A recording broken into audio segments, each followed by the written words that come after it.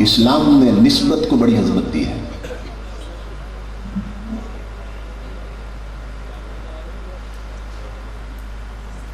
قرآن حکیم میں نسبت کی عظمتوں کا ذکر ہے اور احادیث بھی اس پہ دلالت کرتی ہیں، اور اسی سبب سے مسلمانوں کا یہ مزاج بن گیا کہ مسلمان بھی نسبتوں کا ادب کرتے ہیں اور نسبتوں کا حیا کرتے ہیں۔ قرآن حکیم یہ بتاتا ہے کہ نسبت کا مقام کیا ہے۔ جوتا اگر آپ کے اور میرے پاؤں میں ہو تو ایسی حقیر شے ہے ہمارے ساتھ نسبت پا کے کہ وہ کسی کو صرف دکھا دے تو اس کی توہین ہو جاتی ہے۔ قرآن کہتا ہے کہ یہی جوتا اگر پیغمبر کے قدموں میں چلا جائے تو فرشتے ادب سے سر پہ اٹھا کے چلتے ہیں۔ قرآن حکیم میں ایک تابوت سکینہ کا ذکر ہے، ایک صندوق کا ذکر ہے جس میں 2 نبیوں کے نالین بھی تھے۔ اللہ رب العزت فرما رہا ہے تحملہ الملائکہ، کہ جس صندوق میں میرے 2 نبیوں کے نالین ہیں، میرے فرشتے ادب سے سر پہ اٹھا کے چلتے ہیں۔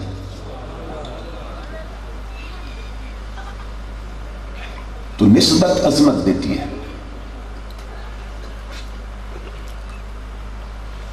اچھی شے کے ساتھ نسبت ہو جائے تو عظیم کر دیتی ہے، بری شے سے نسبت ہو جائے تو ذلیل کر دیتی ہے۔ گلاس ایک ضرورت کی شے ہے، جو گھروں میں گلاس ہوتے ہیں وہ ایک ضرورت کی شے ہے، نہ لائق محبت ہوتا ہے نہ قابل نفرت ہوتا ہے۔ گلاس سے نہ کوئی نفرت کرتا نہ محبت کرتا، تو ایک ضرورت کی شے ہے۔ اب اس گلاس میں اگر کوئی شراب ڈال دے تو ہر شریف آدمی کو اس سے نفرت ہو جائے گی۔ گلاس سے نفرت کیوں ہوئی؟ کہ اس کی نسبت ذلیل سے ایسے ہو گئی۔ اب ہر شریف آدمی اس سے بچ رہا ہے، ہاتھ نہ لگے، کیونکہ ذلیل شے نے گلاس کو بھی ذلیل کر دیا۔ مگر ایمان سے بتائیں، اسی گلاس میں اگر کوئی آب زمزم ڈال دے،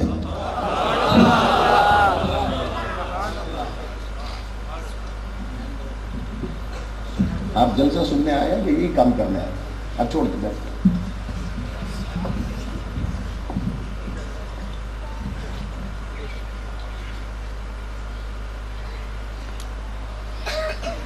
اسی گلاس میں اگر کوئی آب زمزم ڈال دے تو ہر شخص کی طلب ہوگی کاش مجھے مل جائے۔ یہ عزت گلاس کو کیسے ملی؟ اس لیے کہ نسبت عزت والی شے کے ساتھ تھی۔ تو نسبت عظیم بھی کرتی ہے، نسبت ذلیل بھی کرتی ہے۔ بلند چیزوں سے نسبت ہو تو بلند کر دیتی ہے، پست چیزوں سے نسبت ہو تو پست کر دیتی ہے۔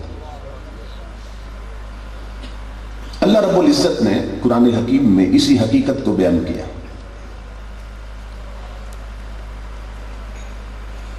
ساری زمین اللہ نے بنائی ہے،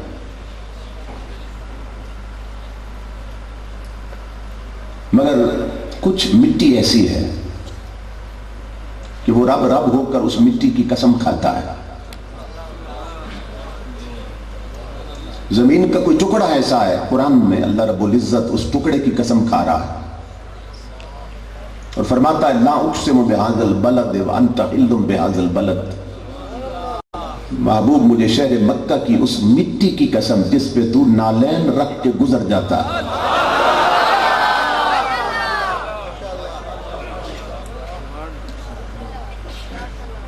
مٹی پہ حضور کے نالین آئے ہیں اور اس مٹی نے نالین چومے ہیں حضور کے،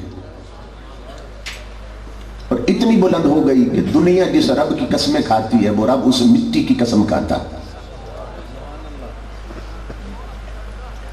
اللہ رب العزت نے فرمایا مجھے اس مٹی کی قسم جس پہ یار پاؤں دھر کے گزر جاتا،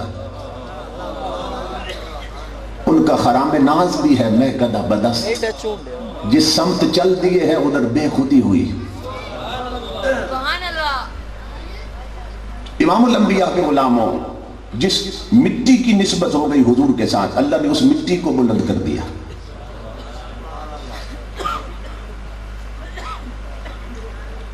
ہر گھر میں عورتیں ہیں، امیروں کی بیویاں، وزیروں کی بیویاں، جاگیرداروں کی بیویاں، وڈیروں کی بیویاں، جرنلوں کی بیگمات،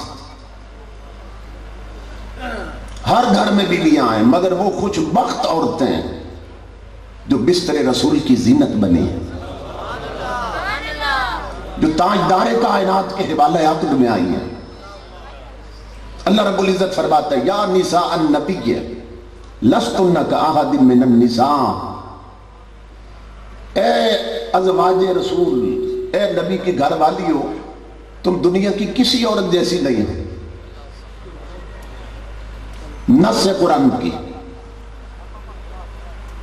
اے ازواج رسول تم دنیا کی کسی عورت جیسی نہیں ہو۔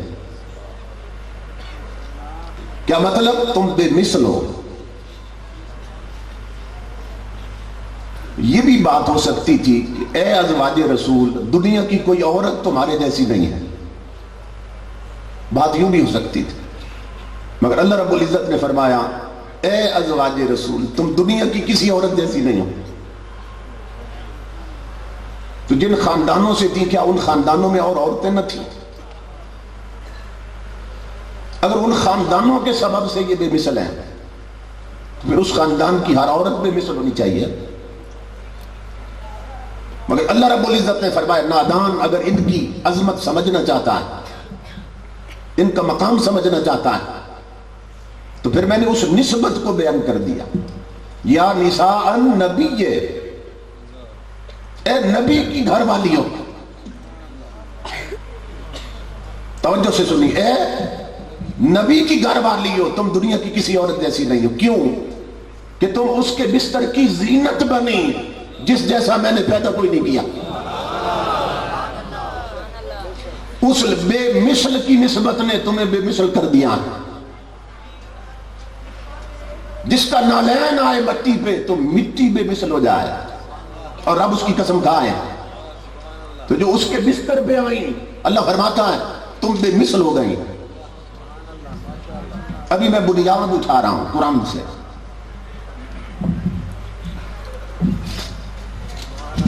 ساری امتوں میں افضل کون ہے؟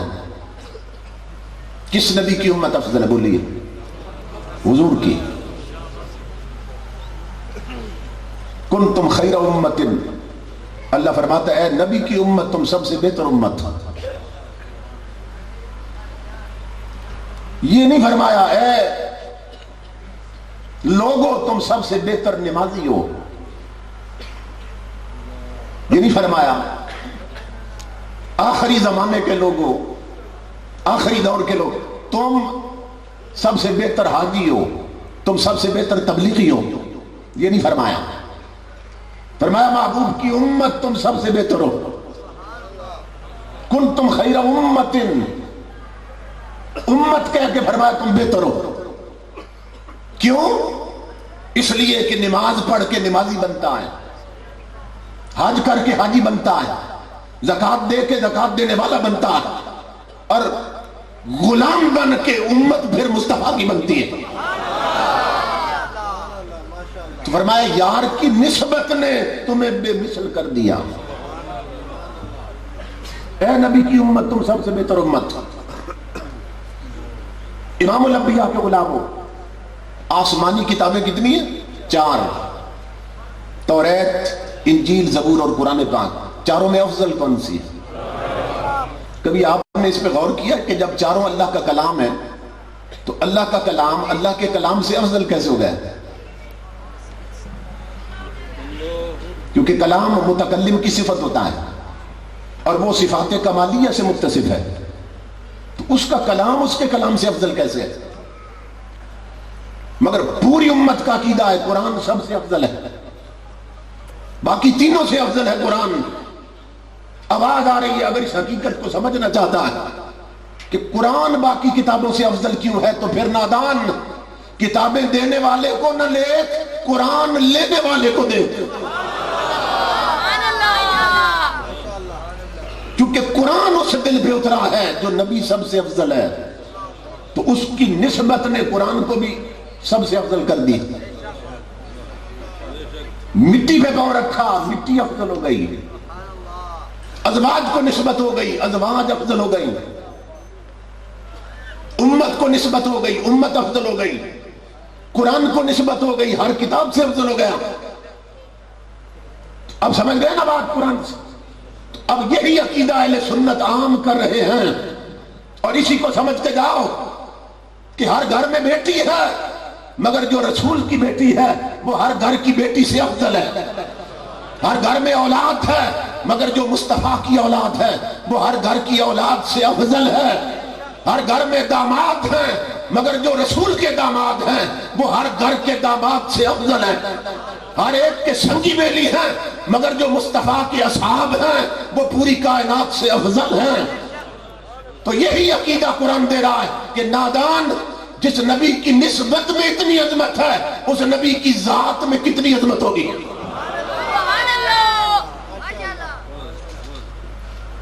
سمجھ آئی بات آپ؟ کہ جس کی نسبت بے مثل کرتی ہے وہ خود بے مثل نہیں ہے، جس کا تعلق بے مثل کرتا ہے وہ خود بے مثل نہیں ہے۔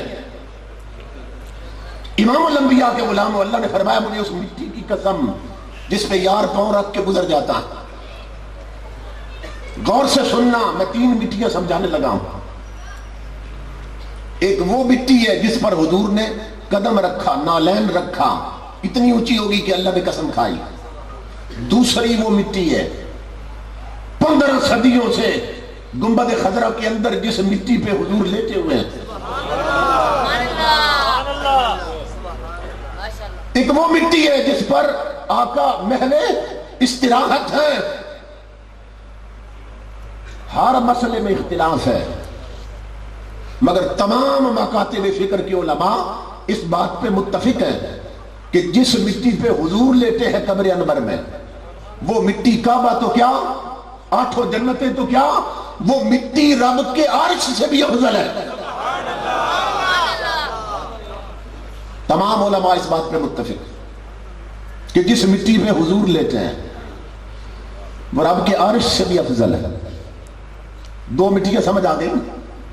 ایک وہ جس پہ نالین رکھے پاؤں دھر کے گزرے، وہ اتنی بلند کہ رب نے قسم کھائی، اور ایک وہ مٹی جس پر لیٹے ہیں حضور، وہ رب کے عرش سے بھی افضل ہے۔ اب امام الانبیاء کے غلاموں، میں اس مٹی کی شان تمہیں کیسے بتاؤں کہ جس مٹی سے مصطفیٰ کا پیکر بشری بنا،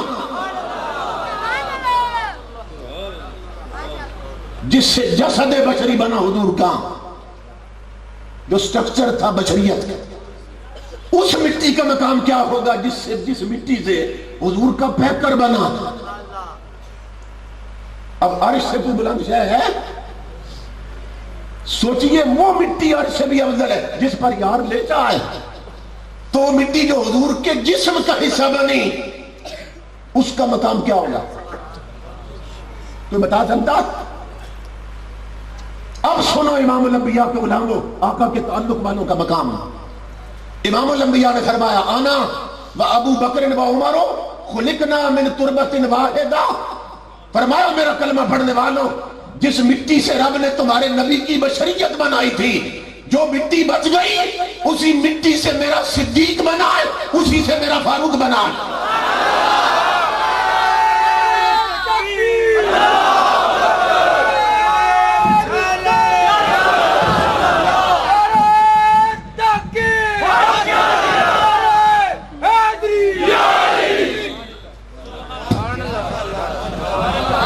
مقام صدیق سمجھ آیا؟ مقام فاروق سمجھ آیا تمہیں؟ امام الانبیاء فرماتے ہیں جس مٹی سے اللہ نے میری بشریت پیدا کی، میرا جسد بشری بنا، جو مٹی بچ گئی تھی لوگوں، اسی سے میرا ابو بکر بنا، اسی سے میرا عمر بنا۔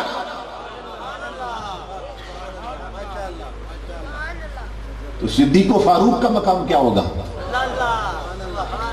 کہ جن کے جسم کی مٹی ہی مصطفیٰ کی بشریت والی ہے، ان کا مقام کیا ہوگا؟ تو تاجدار کائنات کے غلاموں، اس پر اور دلیل پیش کروں، اس لیے کہ بہت سے بدبخت لوگ ہیں جو آل کی محبت کے دعوے دار ہیں اور اصحاب پہ منہ کھولتے ہیں، اور بہت سے بدبخت ہیں جو اصحاب کی محبت کے دعوے دار ہیں اور آل پہ منہ کھولتے ہیں۔ عرس کی مجلس میں آنے والوں چونکہ محرم ہے، یہ سمجھ لو اللہ کی عزت کی قسم، اگر آل سے محبت ہو اور اصحاب سے بغض ہو تو یہ رافضیت ہے۔ آل سے اگر محبت ہو اور اصحاب رسول سے بغض ہو تو یہ رافضیت ہے۔ اگر اصحاب سے محبت ہو اور آل سے بغض ہو تو یہ خارجیت ہے۔ اور جس خوش بخت کے سینے میں آل اور اصحاب دونوں کی محبت کے چراغ اکٹھے جلے، یہی سنیت ہے، یہی مسلمانیت ہے۔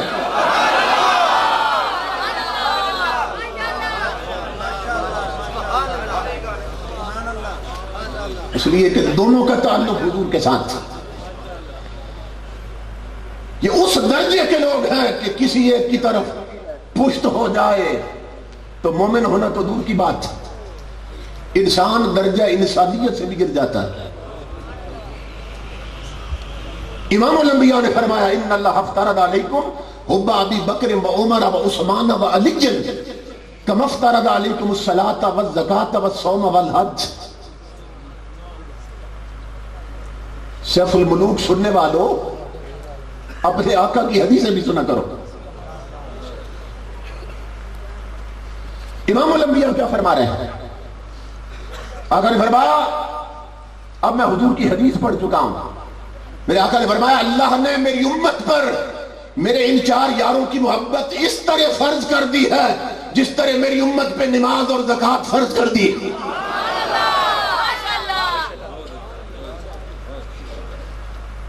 چار یاروں کی محبت اس طرح فرض کر دی ہے جس طرح نماز اور زکوٰۃ فرض کر دی ہے، جس طرح میری امت پہ حج اور روزہ فرض کر دیا، اس طرح چاروں کی محبت فرض کر دی۔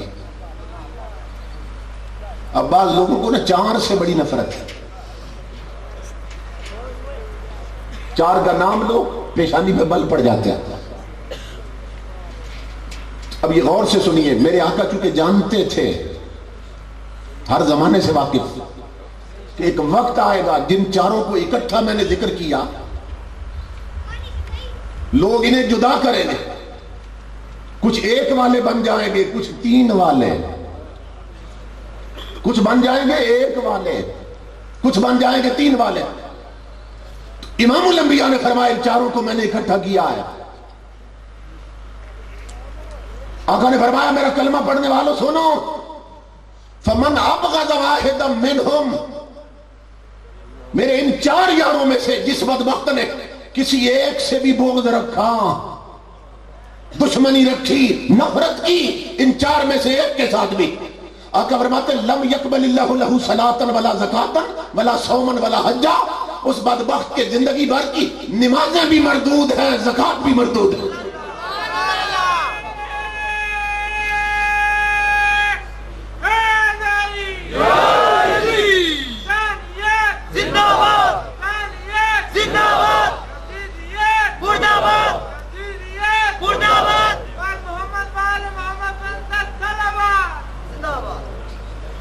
امام الانبیاء نے بتایا کہ یہ چاروں میرے ہیں، آل بھی حضور کی ہے، اصحاب بھی حضور کے ہیں۔ اگر نسبت ہٹا دو، آقا کی نسبت ہٹ جائے تو نہ آل رہتی ہے نہ صحابی صحابی رہتے ہیں۔ ان سب کو عظمت تو میرے رسول کی نسبت دے رہی۔ تاجدار کائنات نے ان دونوں کی عظمت خود بتائی۔ امام الانبیاء نے فرمایا مثل اہل بیتی کا مثل سفینۃ نوح من رکب فیہا نجا من تخلف عنہا ہلک وغرق۔ امام الانبیاء نے فرمایا میری آل کی مثال نوح علیہ السلام کی کشتی جیسی ہے کہ جو اس کشتی میں سوار ہوا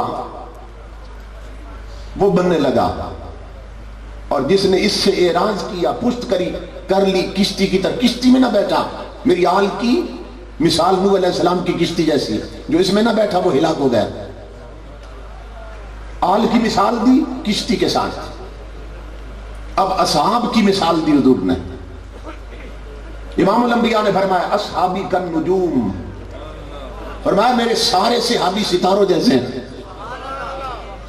کوئی ستارہ بے نور ہے؟ اگر بے نور ہو تو اسے ستارہ کیوں کہے؟ تو میرے آقا نے فرمایا میرے اصحاب یہ ستاروں جیسے ہیں۔ تو امام الانبیاء نے بتایا میرا کوئی صحابی بھی بے نورہ نہیں، میرا بلال بھی نور دیتا ہے، میرا صدیق بھی نور دیتا ہے۔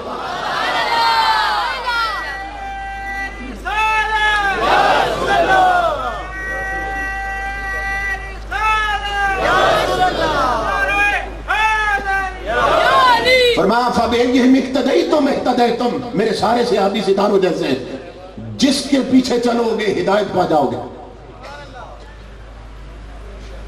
آل کی مثال دی، فرمایا کشتی جیسی ہے، صحابہ کی مثال دی، فرمایا ستاروں جیسے ہیں۔ اب تصور کیجئے کہ کشتی اور ستاروں کا کیا جوڑ ہے؟ وہ آسمان میں ہے، یہ زمین پہ، مگر امام الانبیاء جوڑ بتا رہے ہیں، اسی لیے دونوں کی مثال دی۔ آل کشتی کی طرح، صحابہ ستاروں جیسے ہیں۔ پڑھیے قرآن، جس کی مرضی ہے تفسیر اٹھائیے۔ پہلے وقتوں میں جو لوگ سمندروں میں، دریاؤں میں، کشتیوں میں سفر کرتے تھے نا، اس وقت یہ کمپاس نہیں تھے، قطب نما نہیں تھے کہ جن سے پتا چلے کہ مشرق کس طرف ہے، مغرب کس طرف ہے۔ اس وقت کیا کرتے تھے؟ قرآن کہتا ہے کشتیوں میں بیٹھنے والے وَبِالنَّجْمِ هُمْ يَهْتَدُونَ، ستاروں کو دیکھ کے اپنی منزلیں تلاش کرتے تھے۔ کشتیوں میں بیٹھنے والے کس کو دیکھتے؟ ستاروں کو دیکھتے اور اپنی منزلیں تلاش کرتے تھے۔ کتنی بلیغ مثال دی امام الانبیاء نے۔ امام الانبیاء کے غلاموں فرمایا میری آل کشتی جیسی ہے اور اصحاب ستاروں جیسے ہیں۔ اب غور کیجئے، جو بندہ صرف ستارے تکتا رہتا اور کشتی میں نہ بیٹھتا وہ بھی کنارے نہیں لگتا تھا، اور جو صرف کشتی میں بیٹھتا اور ستارے نہ تکتا وہ بھی اپنی منزل نہیں پا سکتا تھا۔ تو امام الانبیاء نے فرمایا ایمان اسلام یہ کنارہ ہے اور تم سارے مسافر ہو، کنارے پہ لگنا چاہتے ہو۔ فرمایا اسی کو کنارہ ملے گا کہ جو میرے آل کی محبت کی کشتی میں بیٹھ کر ادب اور عقیدت کی نظر میرے صدیق و عمر پہ رکھے گا، اس کو منزلیں بھی ملیں گی، اسے کنارے بھی ملیں گے۔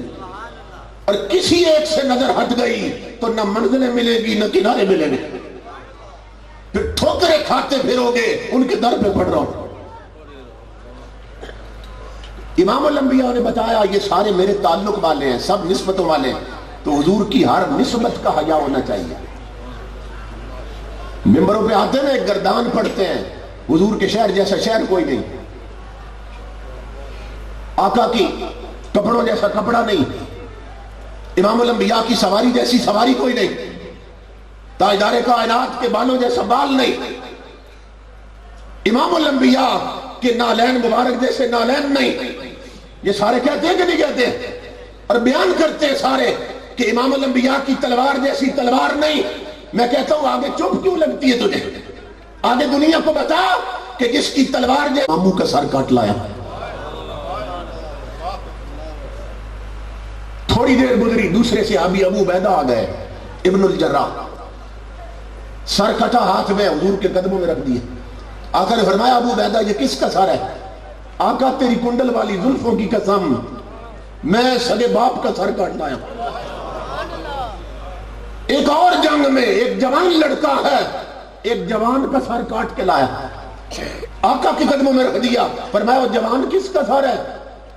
آقا تیری زلفوں کی قسم سگے بھائی کا سر کاٹ لایا۔ امام الانبیاء نے تینوں سے سوال کیا فرمایا عمر ابو عبیدہ اور جوان سر کاٹتے ہوئے ہاتھ نہیں کانپے تھے تمہارے کہ یہ باپ کا سر ہے، یہ ماموں کا سر ہے اور یہ بھائی کا سر ہے؟ تمہارے ہاتھ نہیں کانپے تھے؟ تینوں صحابیوں کا جواب ایک ہی تھا. عرض کی آقا اپنا سمجھا ہوتا تو ہاتھ کانپتے، ہم نے تو صرف یہ دیکھا ہے جو تمہارا نہیں وہ ہمارا نہیں.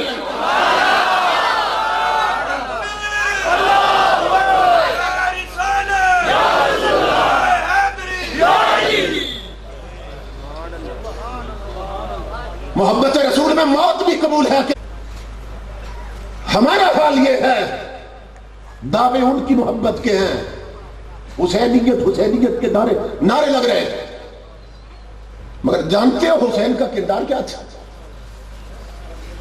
یزیدیت مرد آباد کے نعرے لگتے ہیں مگر جانتے ہو یزید کا کردار کیا تھا؟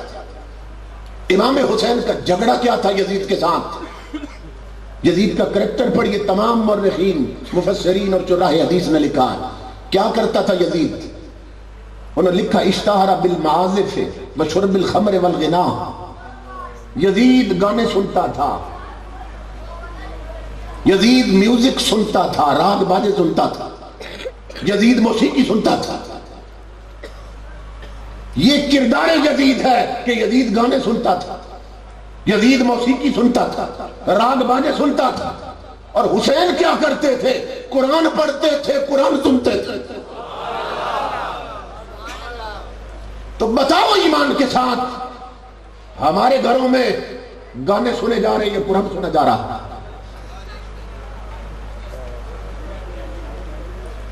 یہاں تو ٹی وی پر گانے ہیں، نیٹ لگے تو گانے ہیں، کیبل کے ذریعے گھر میں گانے ہیں، شادیاں ہو تو گانے ہیں اور رات باجے، موبائلوں میں گانے ہیں، ہوٹل میں بیٹھو تو گانے اور موسیقی، کوچ میں بیٹھو گانے ہیں اور موسیقی. اور اب تو کوچوں میں ٹی وی لگے اور فلمیں چل رہی ہیں. اور باہر لکھا ہے اللہ نبی وارث. بسوں کے باہر کیا لکھا ہے؟ اللہ نبی وارث.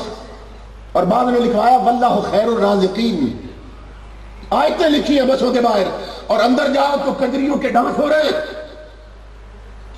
کوئی نہیں سوچتا ظالموں باہر کیا ہے اور اندر کیا ہے. بسوں میں گانے ہیں، ہوٹلوں پہ گانے ہیں، موبائلوں میں گانے ہیں، شادیوں پہ گانے ہیں. تاریخ بتا رہی، ہر مورخ لکھ رہا ہے یہ گانے سننا اور میوزک سننا یہ تو کردار یزید ہے.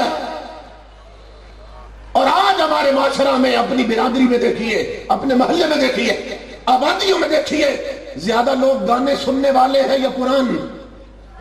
بولیے. تو اس کا مطلب یہ ہے ہم بھی کوفیوں کی طرح منافق ہو گئے کہ صرف مجلس. اور یزید کا کردار یہ تھا. یزید لکھا علماء نے یشرب الخمر ویدع الصلاۃ، شراب پیتا تھا اور نماز کی پرواہ نہیں کرتا تھا. یزید نماز چھوڑ دیتا تھا، کہیں پھنس گیا تو پڑھ لیتا تھا، نہ پھنسا تو چھوڑ دیتا تھا. اور یہاں محفلوں میں ہم ہاتھ جھنڈے بنا کے اعلان کر رہے ہیں کہ ہم حسینی ہیں.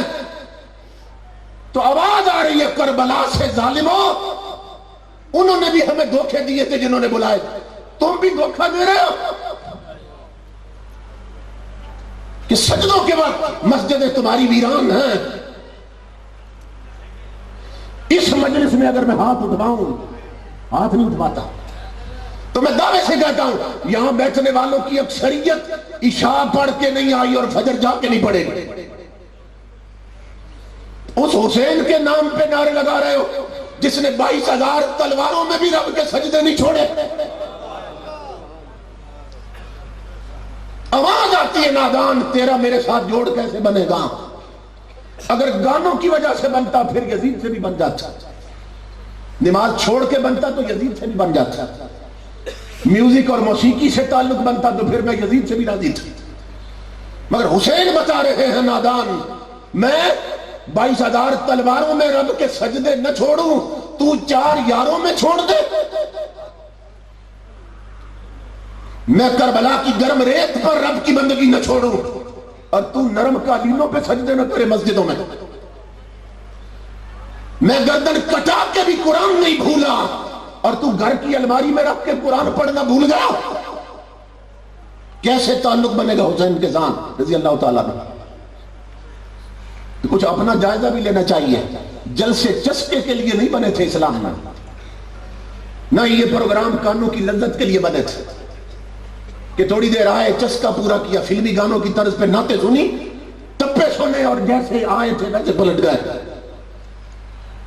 امام الانبیاء کے غلاموں، آج ہماری حالت یہ ہے کہ ہمارے بوڑھے بوڑھے لوگ اڈوں اور ہوٹلوں پہ تاش کھیلتے رہتے ہیں اور نماز چھوڑ دیتے ہیں، اور محفلوں میں حسینی ہے. گھروں میں مائیں بہنیں بیٹیاں ٹی وی پر ڈرامے کی قسطیں تکتے ہوئے سجدے چھوڑ دیتی ہیں. ہمارے کتنے جوان ہیں جو بدبخت کرکٹ میچ کے لیے جمعے کی نماز چھوڑ دیتے ہیں. کچھ عرصہ پہلے سودرا میں میرا خطاب تھا، انہوں نے ٹائم لیا مجھ سے، پھر اچانک فون کر دیا ہفتہ پہلے کہ جی تاریخ بدلنی ہے، اس تاریخ پہ ہم جلسہ نہیں کریں گے. میں نے کہا کیوں؟ کہنے لگے جس تاریخ پہ جلسہ رکھا تھا اس تاریخ پہ کرکٹ میچ آ گیا، ساری قوم ٹی وی پہ ہوگی، مسجد کون آئے گا؟ اس قوم کو غلامی رسول میں موت قبول ہے، مگر کرکٹ میچ چھوڑ کر ذکر رسول میں آنا قبول نہیں ہے. میں اتنا لمبا صبر کر کے اس لیے نہیں آیا کہ آپ کے چسکے کی باتیں کروں، اس لیے آیا ہوں کہ مصطفیٰ کی لٹی ہوئی امت کی ضرورت کی بات کروں.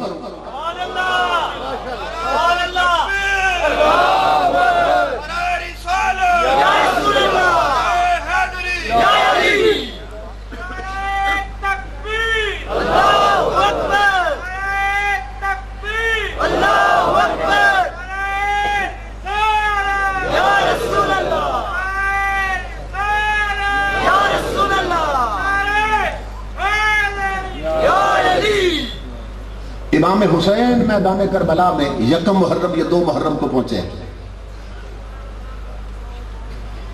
ایک انگریز ڈاکٹر کہتا ہے، ڈاکٹر ڈیوڈ،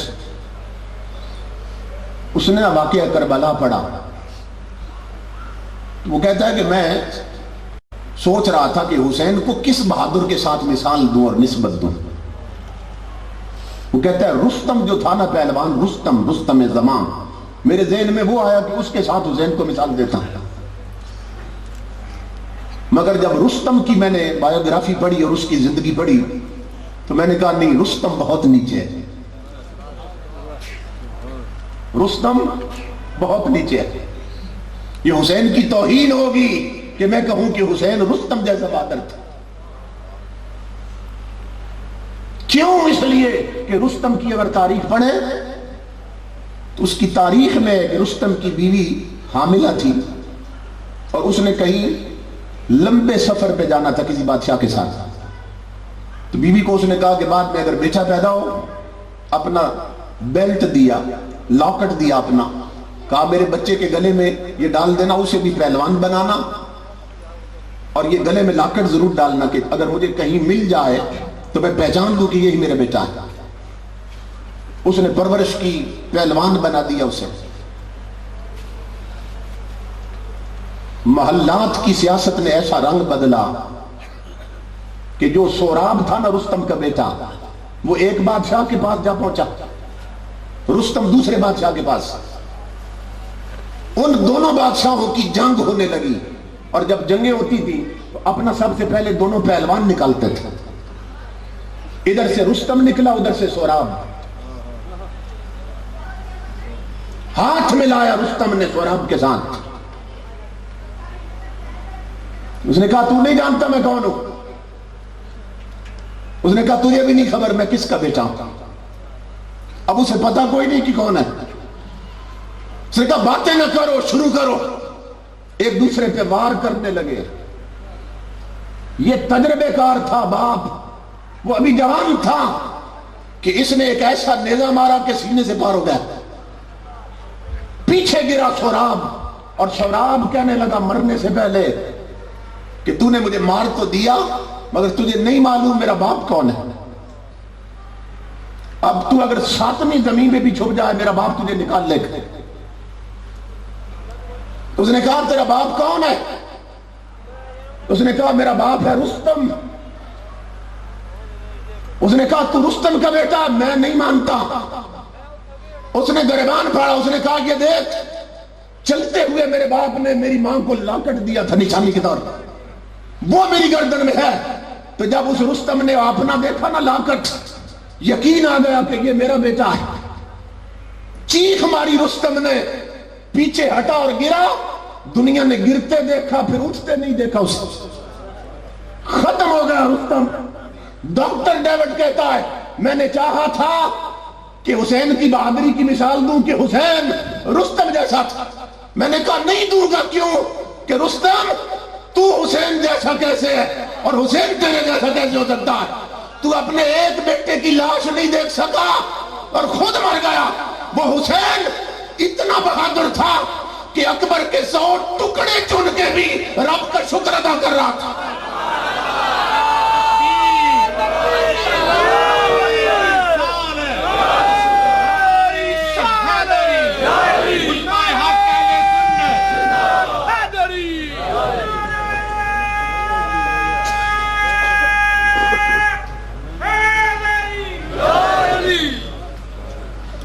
اس نے لکھا ہے، ڈاکٹر ڈیوڈ نے، ایک سینٹنس پڑھ رہا ہوں، کہتے ہیں no one can be compared with امام حسین in punctuality, regularity and stability۔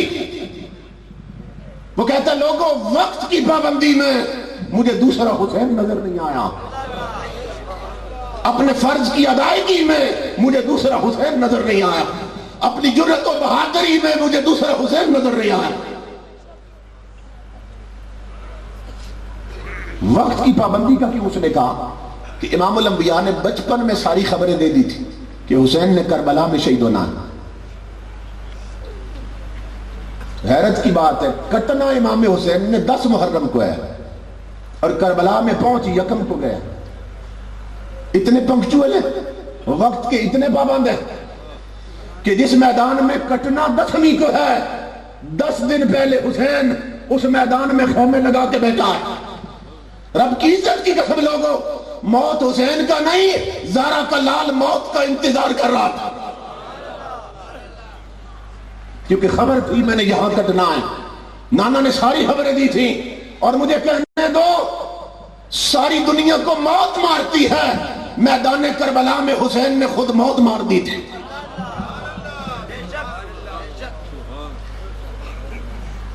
نویں محرم کا دن آیا، یزیدیوں کے ساتھ آخری اعلان ہو چکے تھے اور طے ہو چکا تھا کہ اب کٹ جانا ہے۔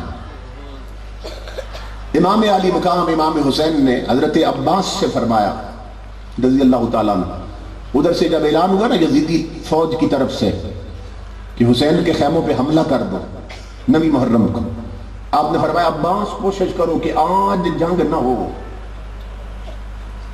مجھے 1 رات چاہیے، مجھے 1 رات چاہیے عباس، کوشش کرو آج 1 رات مجھے مل جائے۔ جب حضرت عباس نے بات کی یزیدیوں سے تو ایک یزیدی کہنے لگا حسین رات کیوں مانگتا ہے، کیا بھاگنا چاہتا؟ امام حسین آج پڑھے، فرمایا بھاگنا ہوتا تو مدینے سے نہ نکلتا، نانا نے بتایا تھا میں نے کربلا میں کٹنا ہے، میں تو 10 دن پہلے سے منتظر ہوں۔ فرمایا 1 رات، یہ جو رات مانگی ہے بھاگنے کے لیے نہیں مانگی۔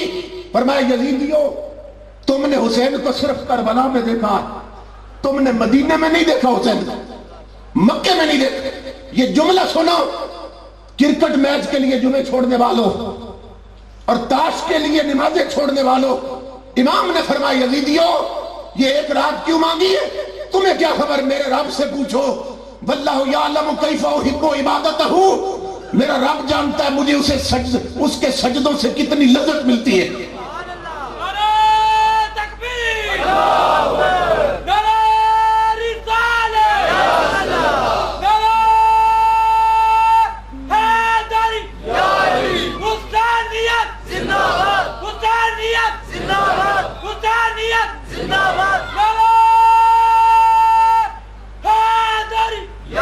کہ میرا رب جانتا ہے اس کی بندگی سے مجھے کتنی محبت، یہ رات میں نے سجدوں کے لیے مانگی ہے، عبادت کے لیے مانگی ہے، وہ آخری رات بھی عبادت میں گزار دی۔ آواز آتی ہے میدان کربلا سے، نادان تیرا میرا جوڑ کیسے بنے گا؟ تو حقہ پیتے ہوئے نمازیں چھوڑ دے، تو یاروں میں چھوڑ دے، میں تلواروں میں نہ چھوڑوں، گردن کٹا کے بھی نیزے پہ چڑھ کے قرآن نہ بھولوں، اور تو الماری میں رکھ کے قرآن پڑھنا بھول جائے۔ جو امام حسین کے سچے غلام ہیں، آج بھی ایک لاہور میں بزرگ لیتے ہیں، ڈاکٹر نے آنکھ کا آپریشن کیا، ٹانکے لگائے، تو ڈاکٹر نے کہا کہ بزرگوں 3 دن اشارے سے نماز پڑھ دینا، سجدہ نہ کرنا، کیونکہ سر جھکے گا کہ تو ٹانکے نکل نہ جائیں۔ پتہ ہے اس بزرگ نے کیا کیا؟ وہ گھر والے کہتے ہیں کہ اس بزرگ نے 3 دن روٹی نہیں کھائی، نماز اشارے سے پڑھی مگر روٹی نہیں کھائی۔ ہم نے کہا بزرگوں ڈاکٹر نے سجدے سے منع کیا، روٹی سے تو منع نہیں کیا، آپ نے روٹی کیوں چھوڑ دی؟ تو وہ بزرگ رو کر کہنے لگے اصل بات یہ ہے کہ جسے سجدہ نہیں کرنا اس کا رزق کھاتے ہوئے مجھے شرم آتی ہے۔